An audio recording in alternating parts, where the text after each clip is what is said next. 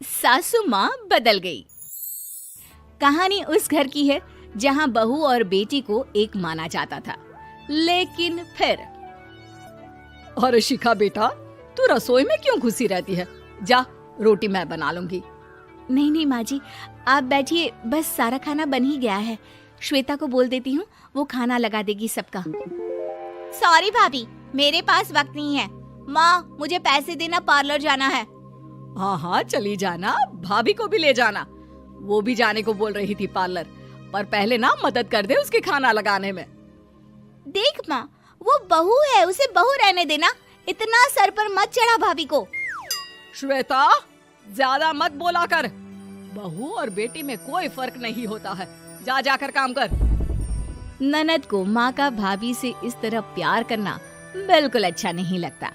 वो बार बार किसी न किसी तरह माँ को भाभी के खिलाफ भड़काती रहती, लेकिन कोई फायदा ना होता। एक रोज, अरे बेटे किशन, जा बहू को कहीं घुमा कर ला। सारा दिन घर में काम करती रहती है।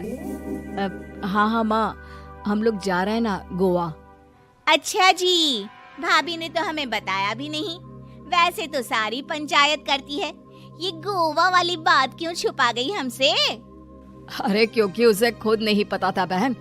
मुझे टिकट सस्ती मिल रही थी तो मैंने बुक कर दिया। हाँ शिखा, पैकिंग कर ले, संडे हम जा रहे हैं गोवा।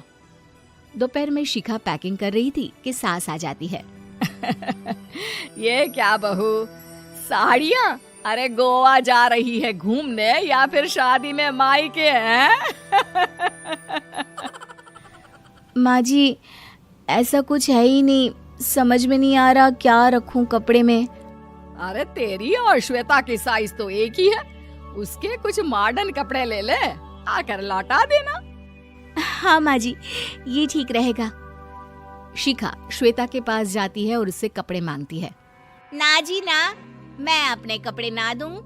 वैसे भी फैल जाएंगे मेरे कपड़े, बहुत महंगे वाले हैं। शिखा मुंह लटकाकर कमरे में आ जाती है तो सास कहती है, चल तैयार हो जा, तुझे मैं शॉपिंग करा कर लाती हूँ गोवा की। बस फिर क्या था, सास बहू निकल जाते हैं मार्केट और एक से बढ़कर एक ड्रेस खरीद कर घर आते हैं। पहले बता देती कि नए कपड़े दिलाने वाली है भाभी को, तो मैं अपने ही दे देती ना भाभी को, मुझे दिला देती नए कपड़े।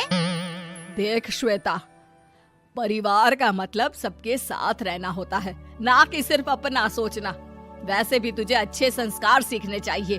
और रही बात कपड़ों की, तो शिखा, आज से घर पर भी तू मॉडर्न कपड़े ही पहनेगी। कोई जरूरत नहीं है ये साड़ी वाड़ी लपेटने की। अब क्या था, घर पर श्वेता और शिखा एक जैसे रहते। एक बार पड़ोसन आती है।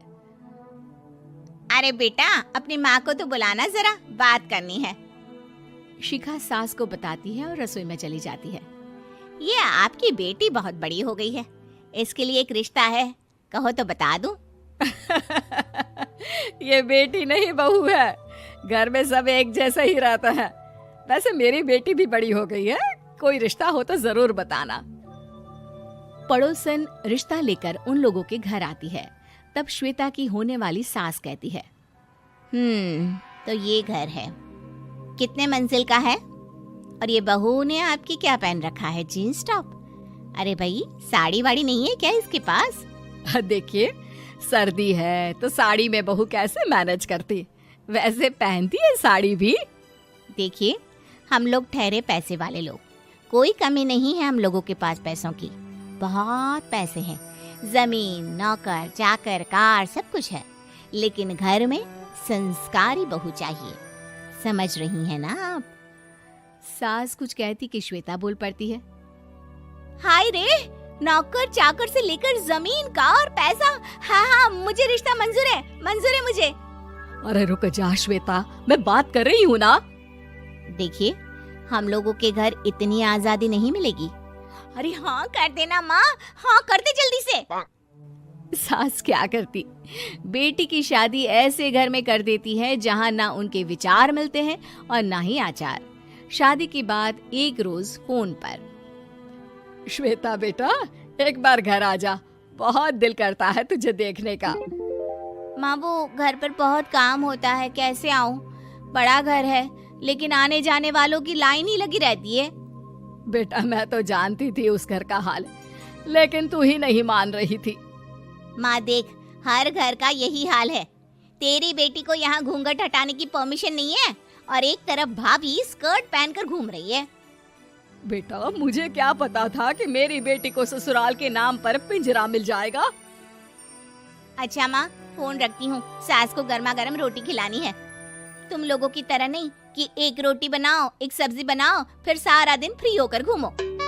सास फोन तो रख देती है, लेकिन सोच में पड़ जाती है कि एक तरफ बेटी जिसे कोई आजादी नहीं, वहीं दूसरी तरफ बहू जिसे देखकर लगता ही नहीं कि उसकी शादी भी हुई है। अगले रोज। शिखा, अरे ओ शिखा। हाँ माँ, क्या हुआ? कुछ चाहिए आपको? मैं जिम जा रही थी। जिम के कपड़ों में बहू को देखकर सास को घूंघट में अपनी बेटी का ख्याल आता है। देख बहू, घर में बहू की तरह रहा कर। इतने टाइट कपड़े पहनकर जिम जाना पसंद नहीं मुझे। जा जाकर रोटी बना। रोटी? माँ अभी तो शाम के 6 बजे हैं, इस वक्त रोटी? अब क्या मेरे खाने पीने पर भी पहरा है? अरे जब मर्जी तब मैं अपने घर में खा भी नहीं सकती क्या? बहू को अजीब लगता है।